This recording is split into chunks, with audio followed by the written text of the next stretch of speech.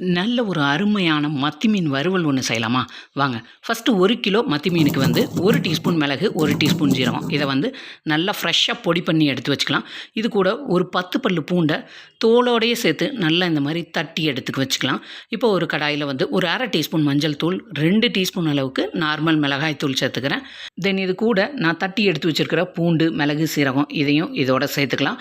தென் அதுக்கப்புறமா இந்த மசாலாலாம் சேர்த்துட்டு நல்லா கழுவி வாஷ் பண்ணி எடுத்து வச்சிருக்கிற மத்தி மீன், அது கூட தேவையான அளவுக்கு உப்பும் சேர்த்துட்டு, இந்த மசாலா கூட கொஞ்சமா தண்ணி தெளிச்சு விட்டு, மசாலாவ நல்லா மிக்ஸ் பண்ணி விட்டுறலாம். மிக்ஸ் பண்ணிட்டு ஒரு 1/2 அன் ஹவர் ஊறட்டும். அதுக்கப்புறமா தேங்காய் எண்ணெய் எடுத்துட்டு, நம்ம மசாலால பெரட்டி வச்சிருக்க மத்தி மீன போட்டு நல்லா ஃப்ரை பண்ணி எடுத்தீங்கன்னா, சாம்பார், ரசம், புளிக்குழம்பு இதுக்கு எல்லாத்துக்குமே ஒரு சூப்பர் காம்பினேஷன். இந்த மசாலா குடுத்து ஒரு வாட்டி செஞ்சு பாருங்க.